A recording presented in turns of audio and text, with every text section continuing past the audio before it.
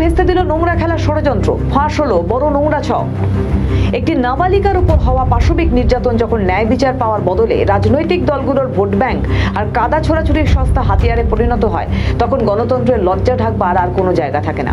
দক্ষিণ চব্বিশ পরগনায় বারুইপুরে এক সংখ্যালঘু ছাত্রীকে অপহরণ, ধর্ষণ, খুনের মর্মান্তিক ঘটনাকে কেন্দ্র করে বর্তমানে বাংলায় ঠিক এই চরম রাজনৈতিক দড়ি টানাটানি শুরু হয়েছে।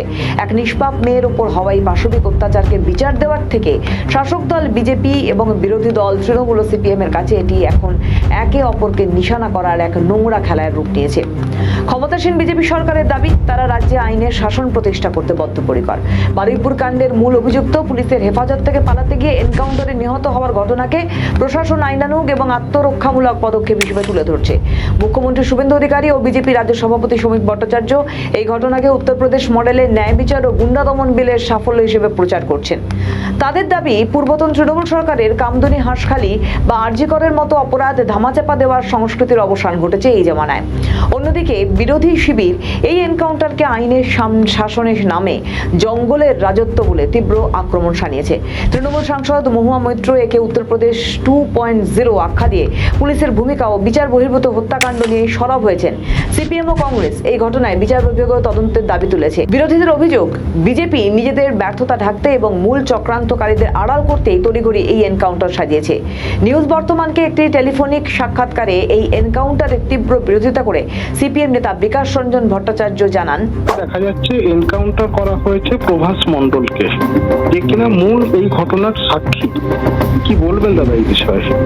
এটা পরিকল্পিতভাবে করা হয়েছে তো লোপাটের জন্য, একেবারে গুন্ডামির কায়দা। কোনো গণতান্ত্রিক নিয়ম নীতি পদ্ধতি না মেনে এইভাবে এনকাউন্টার করে সে অপরাধী হোক, সাক্ষী হোক, যেই হোক না কেন, তাকে বিচারের সুযোগ না দিয়ে এটা করা হচ্ছে মধ্যযুগীয় চিন্তা। এই বর্বরতা বিজেপি শাসনে নামিয়ে আনা হচ্ছে। এই ছেলেটির সম্পর্কে তো অতীত কোনো অভিযোগ নয় যে সে গ্যাং ওয়ারের সঙ্গে যুক্ত বা খুব বড় ক্রিমিনাল, যে চট করে পুলিশের বন্দুক ছিনিয়ে নিতে যাবে। এই সমস্ত গপ্প বলে লাভ নেই। আসলে এরা এই বর্বরতাকে প্রতিষ্ঠিত করতে চাইছে। তো ওদের পক্ষে আদর্শ হচ্ছে মোদি আর যোগী, ওদের পক্ষে তো আদর্শ ভারতবর্ষের সংবিধান, রীতিনীতি এসব নয়। প্রকৃতপক্ষে নির্যাতিতার ধর্মীয় পরিচয়কে কেন্দ্র করে ভোট ব্যাংকের এক নোংরা খেলা শুরু হয়েছে বাংলায়। একদিকে বিরোধীদের বিরুদ্ধে রেল লাইন উপরে ও গণপিটুনি দিয়ে সাম্প্রদায়িক দাঙ্গা বাঁধানোর চক্রান্তের অভিযোগ উঠছে, অন্যদিকে শাসক দলের বিরুদ্ধে উঠেছে ক্ষোভের আগুনকে এনকাউন্টারের মোড়কে শান্ত করার মরিয়া চেষ্টার অভিযোগ। নিগৃহীতার পরিবারের চোখের জলকে পাশে সরিয়ে রেখে এই চরম ট্র্যাজেডিকে কেন্দ্র করে যেভাবে শাসক বিরোধী দল নিজেদের রাজনৈতিক ডিভিডেন্ড তুলতে ব্যস্ত, তা বাংলার সুস্থ গণতান্ত্রিক পরিবেশের জন্য অত্যন্ত লজ্জাজনক। আমাদের ভিডিও ভালো লাগলে লাইক ও শেয়ার করুন, কমেন্ট সেকশনে আপনাদের মতামত জানান। আরও ভিডিও পেতে আমাদের চ্যানেলটিকে সাবস্ক্রাইব করুন এবং প্রতি মুহূর্তে খবরের আপডেট পেতে প্রেস করুন বেল আইকন।